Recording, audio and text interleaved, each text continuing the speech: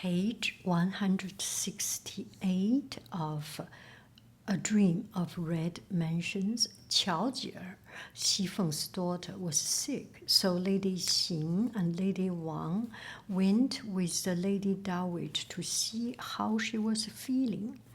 After the Lady Dowager had looked over Qiao Jie, she sat with the other ladies in an adjacent room. When the subject of Bao Yu came up, Xi Feng said, "Why look anywhere else when we have a perfect match for him here?" The Lady Dowager asked who Xi Feng referred to, and Xi Feng continued, "Surely it is obvious. A precious piece of jade would fit perfectly with a gold locket. The Lady Dowager smiled, and so did Lady Xing and Lady Wang. So Xi Feng suggested, yeah, we know who she is. When the doctor had visited Qiao Jie, he advised the use of a particular strong medicine. When it was being prepared, Jia Huan arrived to visit Qiao Jie. He was so intrigued by the strong-smelling medicine that he reached for the pot, only to knock it over and spill everything inside. Jia Huan made a quick exit, with an enraged Xi Feng shouting curses after him and his mother. So Wang Xifeng has suggested that there is a lady for Bao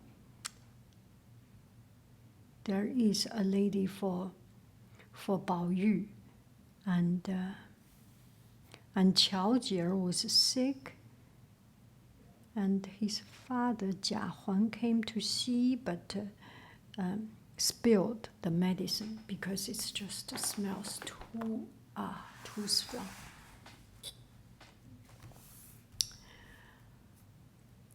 Jia She and Jia Zheng set off for the palace to bring gifts for the Prince of Beijing's birthday, and they took Jia Zhen, Jia Lian, and Bao Yu with them. The prince accepted their gifts and then invited Bao Yu to stay a while and chat with him. Oh, the prince want to chat with Bao Yu. After speaking of his studies and schoolwork, the prince said to Bao Yu, "When I received Governor Wu yesterday, he had many kind words to say about your father's skill as an examiner.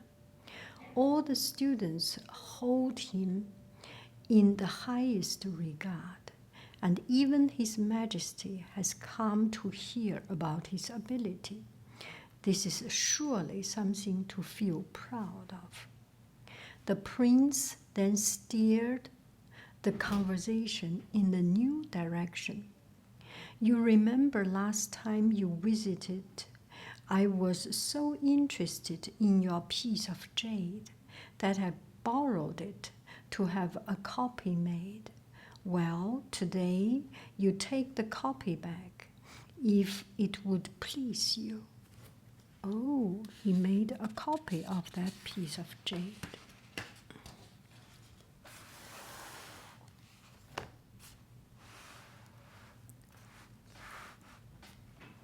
Page 170. When Bao Yu got home and visited the Lady Dowager, he reported everything the prince had said and showed everyone the counterfeit piece of jade. This produced much laughter. Be careful you keep the original safe and do not confuse the two pieces. The Lady Dowager told him, do not worry, they are quite different if you compare them. Bao Yu replied, there is something else I want to tell you. A few nights ago, when I went to bed and hung the piece of jade on the curtain, it began to glow so much that the whole curtain looked red. Everyone was intrigued. That's surely a sign of some happy event soon to take place, Xi Feng said. So he came back to Lady Dowager. I have my jade, but there was one time I slept, and this jade hanging the curtain make the whole curtain looks red. Once back in his own room, Bao Yu asked Xi Ren if she had any idea what Xi Feng had meant. However, Xi Ren smiled and said that she could not guess either. When Bao Yu was leaving his room to head to school the following morning, he heard the sounds of shouting coming from the main building. He then learned that they were announcing his father's promotion to the position of deputy minister. Whoa! So his father got promoted. So that family is upgrading a little bit even further. Okay, page 171. To celebrate, Wang Zisheng and some others arranged for a stage to be erected in the main hall. Wang Zisheng, we do not know, not in this context, we do not know, but someone person in charge.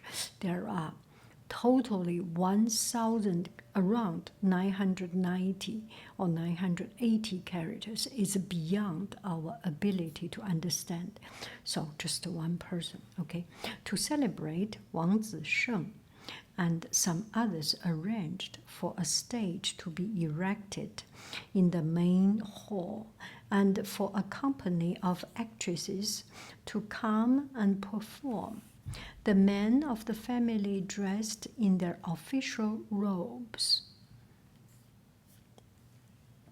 and sat down at the many lavish tables to enjoy the huge feast. Everyone was in the best of moods, and more tables were even set up in the inner hall so that more people could join the celebration. So these are the performance, and the man was dressed up, the woman dressed up, everyone dressed up to celebrate. When Xiang Yun and the couple of Li Wan's cousin asked Dai Yu to sit with them, she politely refused their offer. However, the Lady Dowager intervened. You must take a seat there today. You must take a seat there today, she said. Aunt Xue asked whether Dai Yu also had cause to celebrate, and the Lady Dowager answered that she certainly did, and it was her birthday. Oh, Lady Dowager said, you should sit in the other table, maybe somewhere there.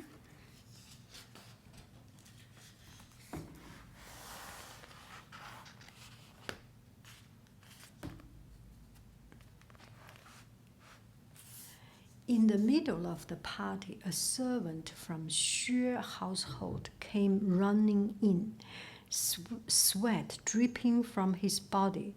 Xue Ke followed the servant from the hall, and only a few moments later, Aunt Xue made her excuses and left with her nephew and Bao Qin.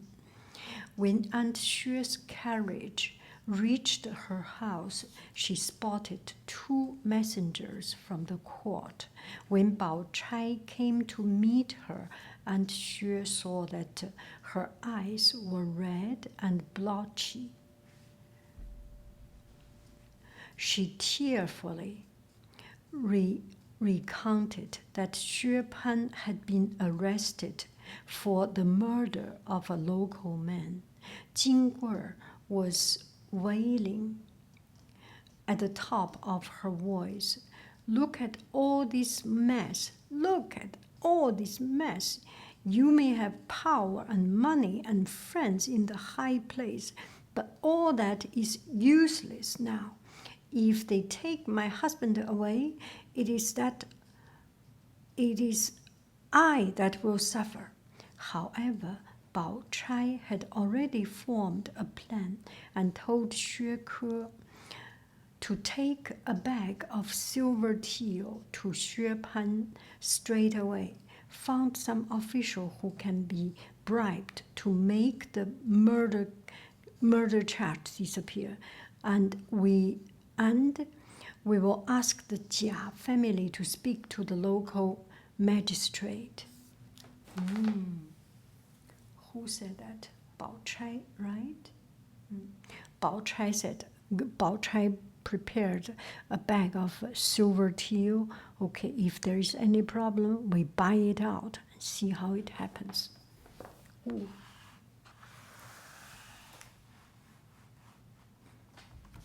Page 173, that's Aunt Xue returned to the Rong mansion to beg for Jia Zheng's help. He listened to her pleas and then sent someone to talk to the local magistrate. However, Aunt Xue worried that this would not be enough, so she then went to Xi Feng to ask her to send Jia Lian along as well, with a gift of silver to secure the local magistrate's support.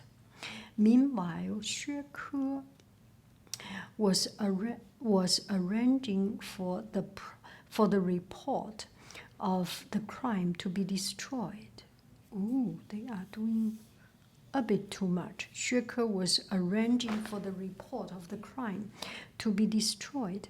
When the local magistrate held a new trial, he called Xue Pan to be brought there from the prison, as well as summoning the dead man's family and several witnesses to the crime. Though the magistrate threatened to use torture on him to force a confession, Xue Pan kept his nerve and persistently repeated that it was all an accident. The magistrate seemed satisfied, and the ruling of accidental manslaughter was signed. Xue Pan was then taken back to prison.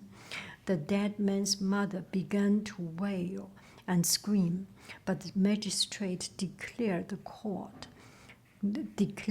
court closed and told his deputies to remove her. So they did some big crime but they paid money to the magistrate. Oh, the mother of the dead man was screaming and they just did not listen. Maybe this is the mother. I do not know who is the mother, but they just got rid of her.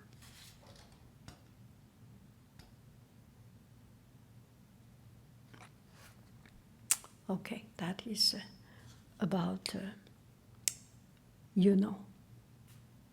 the case.